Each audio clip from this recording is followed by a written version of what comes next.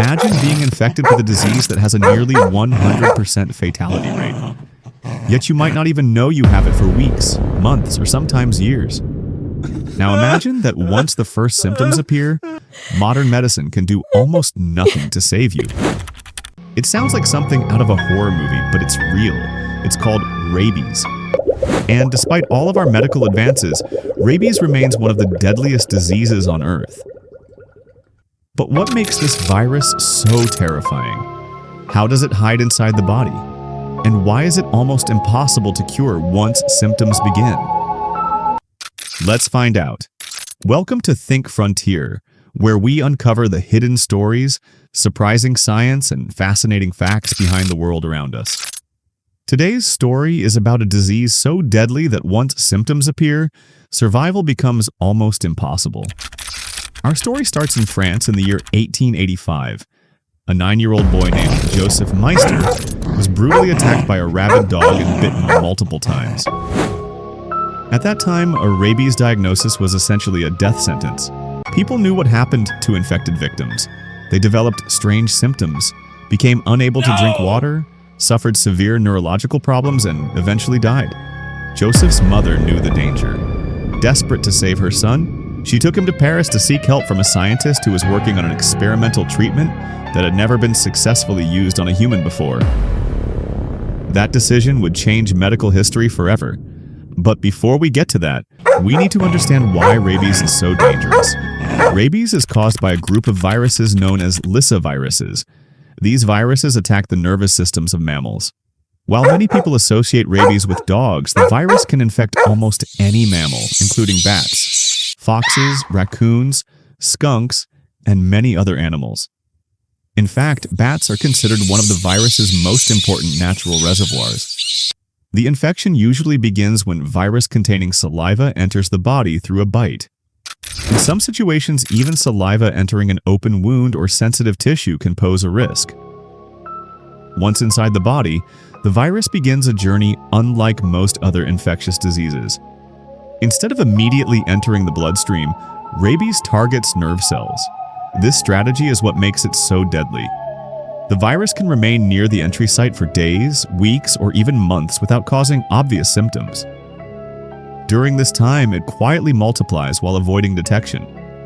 Eventually, it enters nearby nerves and starts traveling toward the brain.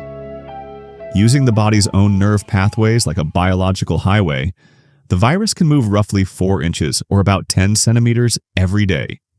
Even worse, traveling inside nerve cells helps shield the virus from many immune defenses. By the time the virus reaches the brain, the real nightmare begins. The infection rapidly spreads throughout the central nervous system. At first, symptoms can seem harmless. Many patients experience fever, fatigue, headaches, or general flu-like illness. But unlike other infections, rabies has a unique advantage.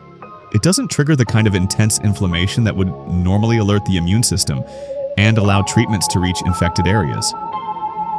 As a result, the virus continues spreading largely unchecked.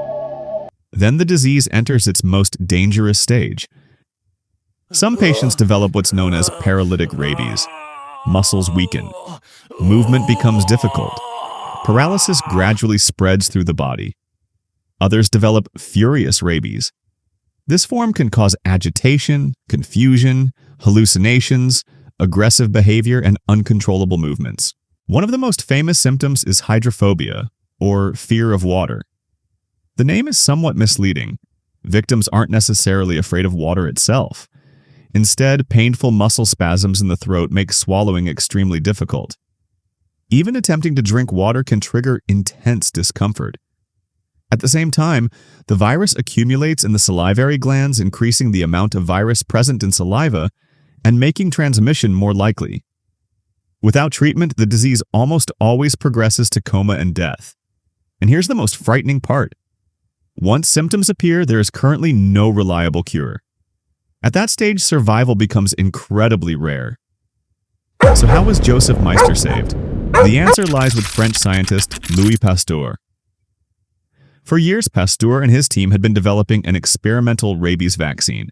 They weakened the virus and tested their approach on animals. When Joseph arrived in Paris just 2 days after the attack, Pasteur faced a difficult decision. The treatment had never been used on a human, but without it, the boy would almost certainly die. Pasteur proceeded. Joseph received a series of injections. Against all odds, he survived. His recovery became one of the most important milestones in medical history. Today, rabies prevention is far more advanced. Doctors use highly effective vaccines both before and after potential exposure. If treatment begins before symptoms develop, the chances of preventing the disease are extremely high. That's why timing is everything. Once symptoms start, options become incredibly limited. Every year, tens of thousands of people around the world still die from rabies, often because they don't receive treatment quickly enough. Researchers continue searching for better therapies, but rabies remains one of medicine's greatest challenges. The virus's ability to hide inside nerve cells and evade immune defenses makes it extraordinarily difficult to defeat. And because it exists in so many animal species, eliminating it completely is nearly impossible. That's why awareness and prevention remain our strongest weapons. A simple animal bite should never be ignored. In some situations, even a possible exposure may require medical evaluation. Rabies may be ancient, but it remains one of the most lethal viruses humanity has ever encountered. And in the battle against rabies, acting early can mean the difference between life and death.